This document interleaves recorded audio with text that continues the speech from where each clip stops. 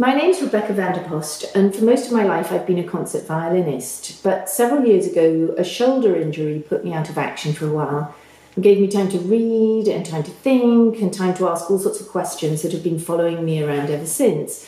And the upshot of this is that I'm now doing my PhD in the Humanities program at Concordia, where I'm working in phenomenology, critical theory, and social and political philosophy.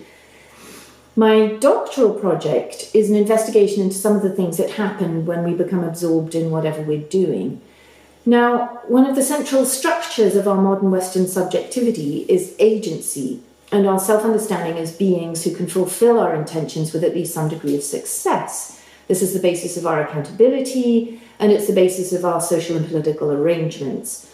But agency orients us to our reality in a way that emphasizes outcome and future, and it privileges the vantage point of the self.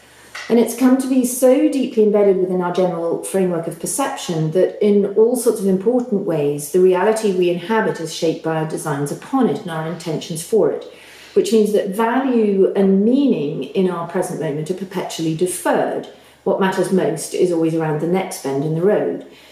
But all of this changes when we become immersed in what we're doing, because there's a point in the working process when our self-awareness begins to bow out, and we lose awareness of time, we lose awareness of place, and we lose track of our initial intentions. These are moments when our project begins to take over our field of perception, and it starts to reveal all sorts of new aspects of itself. It begins to point itself in directions that can surprise us and catch us unawares. And so these are moments in which what we thought we would do sometimes turns out to be rather different from what we actually do. So, in other words, outcome breaks free from intention, and quite often what we end up accomplishing turns out to exceed our original expectations. And crucially, throughout all of this, the self, as a self-aware entity, is no longer experientially present. So that what we experience is no longer a self or a subject working on its object. What we experience is the process and the doing. So it seems to me that the experience of being immersed in what we're doing is at odds with the very notion of human agency. We part ways with many of the most important elements that structure agency and our more habituated day-to-day subjectivity. And we find ourselves within a different framework of perception, with a different temporality and a different horizon of possibility. And we find ourselves able to interact and correspond with all sorts of variables and potentialities of the present moment that are more normally hidden from us when we're focused on predetermined outcomes.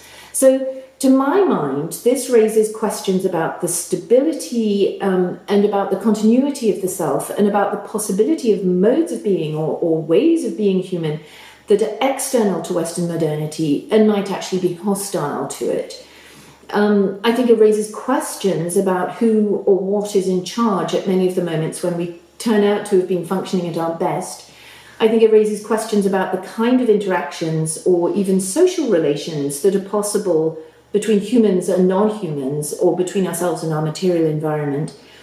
It raises questions about the kind of practices that catalyze immersive engagement with our world, and questions about why these sorts of practices are increasingly vestigialized by the day-to-day pressures of Western modernity and the various imperatives of economic production and expansion. And I think it raises questions about what kind of present tense we're able to bequeath to the future.